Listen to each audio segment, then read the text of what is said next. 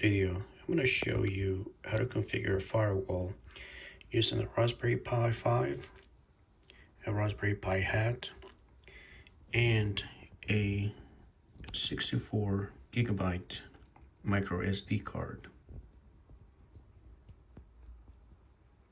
The hat that I'm using is a ZTE ZP595 PCIe to dual 2.5 gigabyte.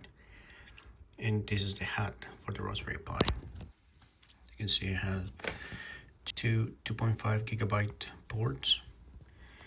I have the Raspberry Pi 5 with the 1 gig port and the fan. Alright, and now it's time for the firewall to be started. So I plug into power. I can see that the Raspberry Pi 5 is active and on. Next up, I'm going to connect the cable from the ISP modem to the Raspberry Pi 5. Alright, it's connected and I can see lights. Okay, now I'm going to see if I can log in to the Raspberry Pi 5 by logging into minifirewall.lan. Hit enter, enter the password, and I am in. Clear this, and I'm going to run the command line IP link, and I can see the Ether port for the Raspberry Pi. The built-in Ether port on the Raspberry Pi is active. So now I'm going to connect the flex cable from the Raspberry Pi to the hat, and then I am going to run this command line again and confirm that it recognizes the hat and the two ports in it. Alright, and now it's time for me to connect the flex cable from the Raspberry Pi 5 into the hat and see it come up. You can see a light already coming up, and it is powered on. Okay, all good. Now I'm going to go back to the screen and confirm that the Raspberry Pi 5 can see the two Ether ports in the hat. Okay, and now I'm going to run the command line again, IP link, to see if the Raspberry Pi has recognized the hat, which I know it hasn't. And that is because I need to restart or reboot the Raspberry Pi. So I'm going to run this command line. Sudo reboot now, hit enter. As you can see, it got disconnected because it's rebooting. And also on the name, you can see went back to jleo at lnx-pc instead of mini firewall. I'm gonna wait a minute for the Raspberry Pi to boot up, and I'm gonna try to log back in. Alright, let's see if the firewall has rebooted. Nope, not yet. Still rebooting. Let's try again. Okay, asking for the password. And I am in. I'm gonna clear that, and let's look at the ports that the Raspberry Pi now is recognizing. So IP link, Ether port 0 is the built-in Ether port on the Raspberry Pi, and is looking at 1 and 2, which are the two Ether ports on the hat. So I'm good. I can see all three ports.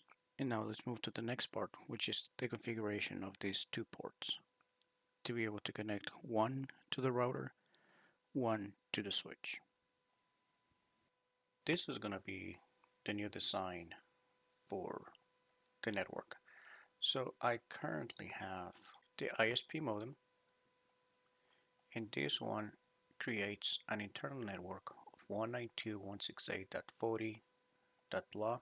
So the Raspberry Pi now is getting an IP address of 192.168.40.blah. And the configuration in the router was to convert that 192.168.40.blah into a 192.168.70.blah. And it was configured in the second Ethernet port, which is the one built into the hat for the Raspberry Pi. And this connection used to go to the switch. Well, in this case, it's no longer going to go to the switch, but it will go to the first port in the firewall, which is the first port in the Raspberry Pi hat. And before, this port right here was a 192.168.70.1, and the connection to the switch was a 192.168.70.2. Well, this IP address is now going to be used on the first port in the firewall. So the IP addresses for the router remain the same. But now I am going to change the design to be able to accommodate the network in the firewall. And what the new design is going to do is, let me erase this.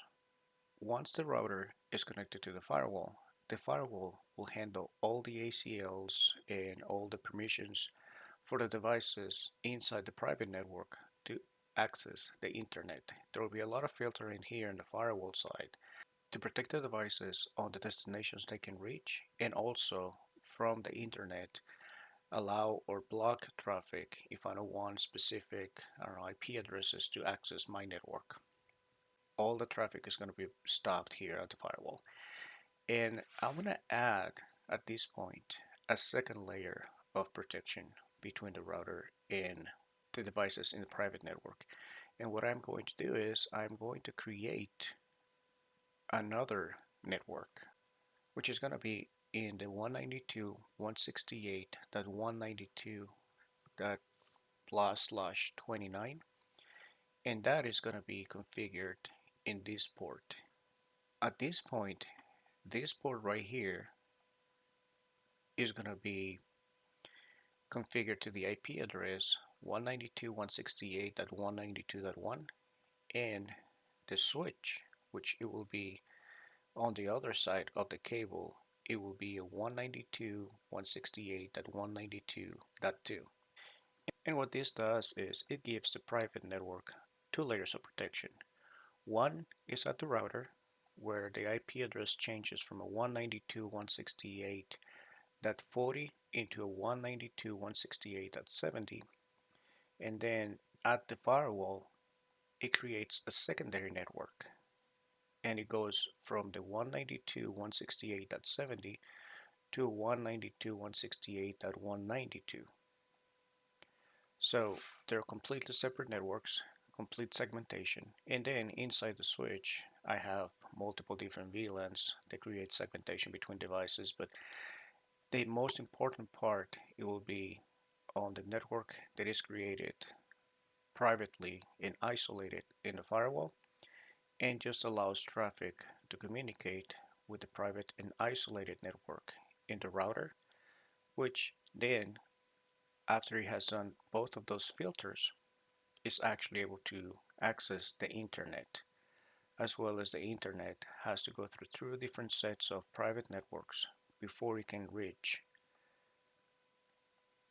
the internal computers in the private network. So that's the goal with this setup. Just create multiple layers of protection on the private devices to be able to access the internet and to protect them from the devices out on the internet into the private network. And the last thing that I'm going to do is, after all the configuration on the firewall and the router is done, I'm going to lock this port right here, which is the built-in Ethernet port in the Raspberry Pi, and I'm going to make that to become an IP address of 192.168.44.2, and it is a .2 because my computer is going to be a .1. What I mean by that is this port in the Raspberry Pi, which is this one right here, you can see on a router how it looks like better, but this port right here in the firewall is going to be the management port. So if for whatever reason I lose access from the network to the firewall and I can't ping it or anything like that, I can always locally connect to the firewall using this port and see what's going on if I need to reconfigure something or just troubleshooting in general. So as you can see, this port is also going to be on a separate network, which gives me another layer of protection. So I have one layer right here, which is a .70, second layer right here, which is a .192. That is the third octet in the IP address. And then for this port right here, to prevent anybody to come in and just plug any computer in and start doing, I don't know, configuration changes or whatever, it's going to be locked in to a statically assigned IP address. And this will be a 44 network, which it will be the third layer of protection. So this port is not open all the time. And someone will have to know the exact IP address to be able to interact with this port in the firewall. On top of that, after the connection is made by me on my computer with a .1 IP address, I still have to SSH into it using my username and password. So that is the configuration and all the security steps that I'm taking for this private network. First one at the router level, second one at the firewall level, and a third one at the management port level. So I have all different IP addresses in different ranges in order for me to protect the devices inside my private network. Let's jump into the configuration piece of it, of the firewall. And I'm going to log into the firewall. And since it's the first time I'm logging in, it's going to ask me if I want to proceed. I'm going to say yes. It's going to ask for the password. Enter the password, and I am in.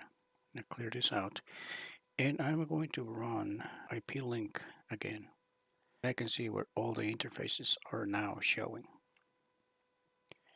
Now the next step that I'm going to take is probably, in my opinion, one of the most important steps, which is I'm going to configure the built-in Ether port in the Raspberry Pi to become the management port. The reason why I'm doing that now is because I don't want to get locked out after I'm doing all the configuration on the other ports to enable the different networks. I want to make sure I can always access the firewall, and that is why I'm going to configure the local IP address right now.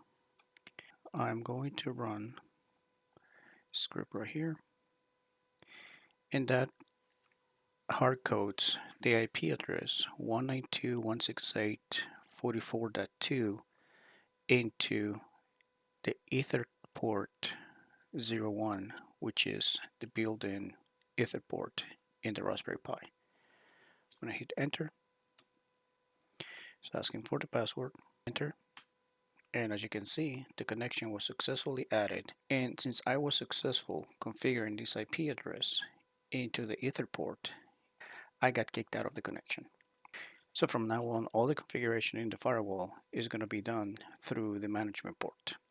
So I'm going to grab another computer, a Windows computer, so I can show you in a more graphical way how to locally connect to the firewall with a computer using the management port.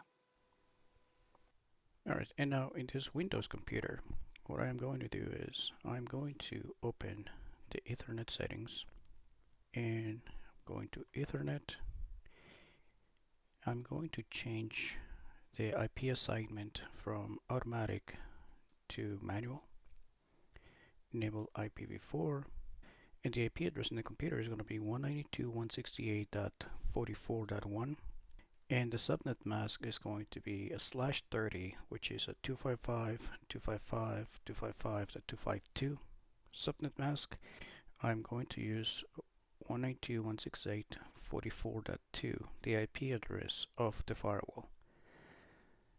And the DNS server is going to be Google. So I have to add something here, it cannot be left empty. So I'm going to save this. And now I can see the IP address in the computer has been hard-coded. So now I am able to go ahead and plug the computer into the firewall, and I should be able to connect to the firewall through the management port. So I'm going to open command prompt, and in here I'm going to do ipconfig, and I can see and I can confirm, just like in here, the IP address assigned to this computer to the Ethernet port connection is 192.168.44.1. So now I'm going to try to ping the IP address for the firewall. Hit enter, and good, I can ping it. Okay, so I'm going to type in SSH username at and the IP address of the firewall 192.168.44.2. Hit enter, and it's gonna create the RSA key between my computer and the firewall. I'm gonna say yes here, type in the password, and I'm in. If I do IP link, I can see where the Ether port in the firewall is up, which is the one that I am currently connected to locally. And now I can start with all the configurations in the firewall, knowing that I'm always going to be able to access it. Okay, I'm going to start with the configuration then. And now I am back on my Linux system. So on the Windows computer, you saw the process on how to statically assign the IP address. But now, since I am working from this Linux system, what I am going to do is I'm going to statically assign that IP address to this computer, and then I'm going to directly plug in my Linux computer to the Raspberry Pi. I'm going to run IPA to check the IP address on the Ethernet port 0. And as you can see, I don't have any IP address statically assigned to it just yet. So I'm going to go ahead and do that right now. And the command line to statically assign the IP address and the subnet mask on this Linux system is sudo IP address add 192.168.44.1/30, which is the equivalent of 255.255.255.252. Then the EV and the interface number that I am trying to assign that IP address to. And I hit enter, and it is assigned. Now, next up, I need to assign the default gateway, because this command line assigns the IP address and subnet mask, but not the default gateway. So to assign the default gateway, I run this command line sudo IP route add default via and the IP address. And I don't need to specify the CIDR on this one, it's just the IP address. I'm going to hit enter, and that should have statically assigned the IP address on this computer. Now if I do an IPA, I can confirm that the IP address is being statically assigned to the system. Okay, now that I have confirmed that the IP address is statically assigned on the Linux system, I'm going to connect via wire from my Linux computer to the management port in the firewall and open the configuration settings locally. Okay, and now here's the firewall. As you can see, it's turned on. On my computer, I'm going to try to ping the firewall's IP address. It is 192.168.44.2. And since it's not connected, it's not gonna work. It's not gonna ping, it's unreachable. So I'm gonna stop this.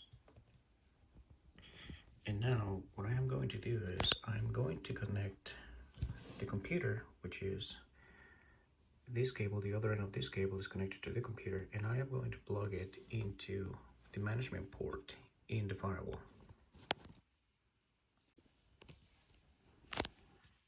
Alright, it's plugged in. I can see activity light, which is what I wanted to see. And now if I try to ping the firewall again, now I get results back. So that tells me that the IP address was successfully assigned to the computer. I'm gonna go back to my computer and start a screen share. Going to SSH JLeo at 192.168.44.2. Say yes. It's asking for the password. I'm in. I'm gonna clear this out. If I do IP link, I can see where the only connection currently active in the firewall is the building Ether port in the Raspberry Pi, which is the management port. Alright, so now I'm going to start making all the configurations on this firewall through the management port directly. So I'm going to start with the first port in the firewall and get it to the right IP address. I'm going to run this script right here. And what this is going to do is going to configure this port, just this one, to an IP address of 192.168.70.2 with a gateway of 192.168.70.1, which is the router. Ask for the password, enter the password, and it's configured. Now I'm going to go ahead and configure the second port, and this port right here is the one that is going to go out to the switch. And now I have the two ports configured, where the first port is going to go to the router and the second port is going to go to the switch. The next step is enable IP forwarding from the firewall to the router. Okay, the last part of the process to configure the firewall is going to be to set the static routes that are set up inside the switch on the private VLANs. So all those private IPs are going to be set in the firewall to allow traffic to go in and out based on those IP ranges. I'll configure the NF tables in the firewall, and lastly I'll turn all the connections on. So I'm going to go ahead and do that, and I'll start the video back after all this has been done. I can start looking into the connection from the router to the firewall. Alright, and now I'm going to connect the router to the first port in the firewall. I wait to see lights. Okay, and now I'm going to run IP link again and confirm that the link is up and the two devices are communicating. Okay, I'm going to run IP link again.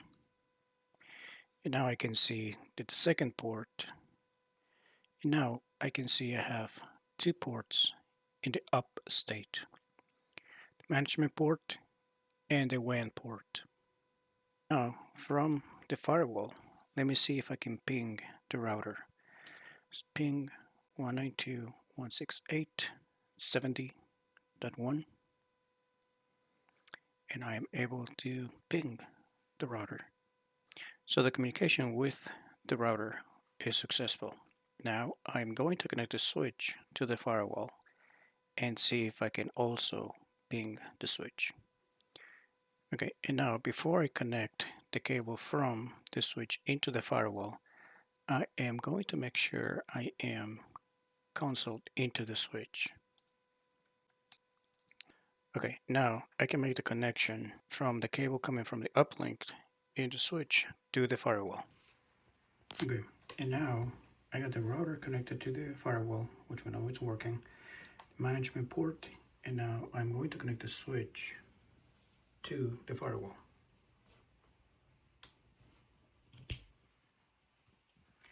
I'll wait for it to come up. And there it is.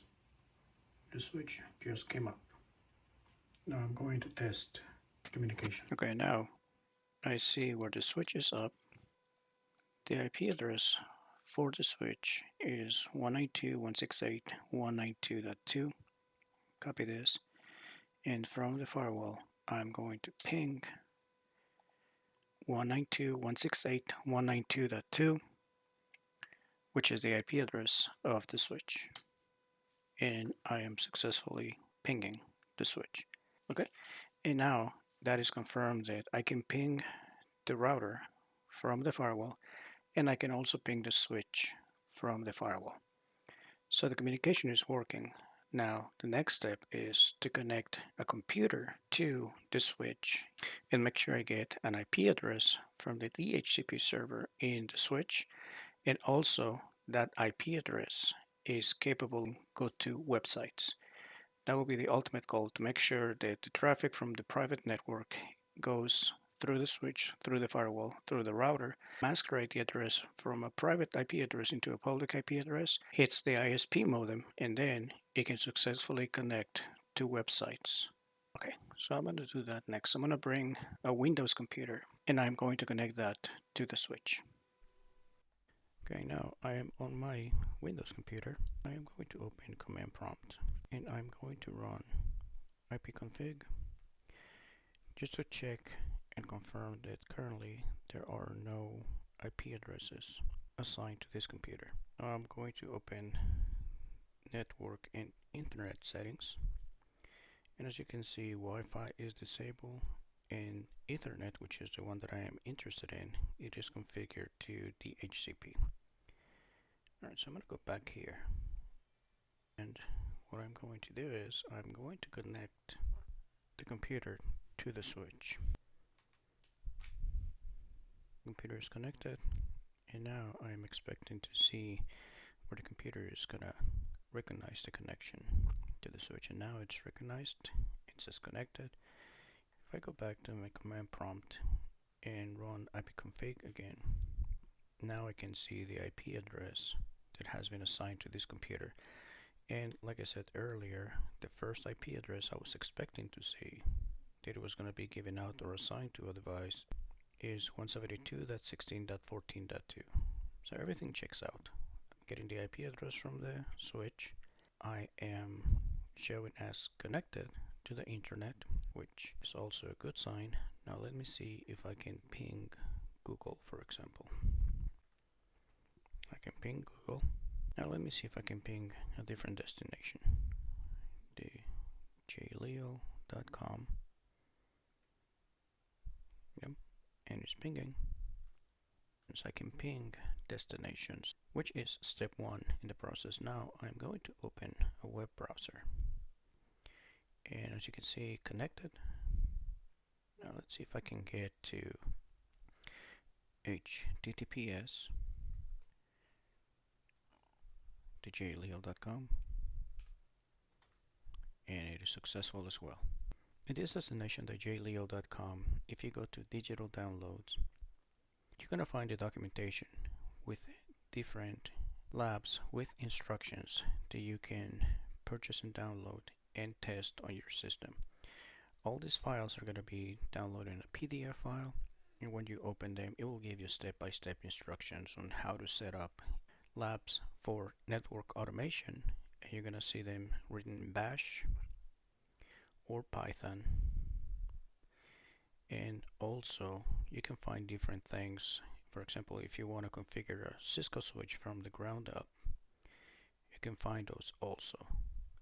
And of course, you can see right here where the file to build a router from scratch using your Raspberry Pi 5, it's available, as well as the file to build your firewall using the Raspberry Pi 5 is available as well.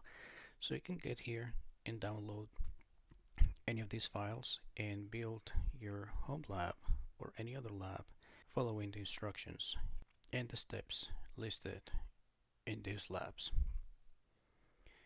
Okay, I'm going to go back to my ipconfig. I can confirm that I am connected via the switch to the firewall, to the router, to the internet. I can also, if I want to, I can download files. Alright, well, that's it for this video. That is how you can build your own firewall and secure your private network. In a different video, I will be showing some of the access control list that I'll be configuring in the firewall at my house. Because right now, the way this setup is, I have the internet wide open inside the private network. The reason for it is because I needed to make sure the internet worked before I start creating ACLs to filter traffic to allow or deny IP addresses or destinations to either be reached by the computers or for IP addresses or destinations to be allowed to go into my private network. So all those access control lists to do all that traffic filtering, it will be done in a different video. But for now, this is the process from beginning to end on how you can configure your own firewall at home. And again, you can download the instructions from thejlegal.com. That's it for this video. Thank you for watching. I will see you in the next one.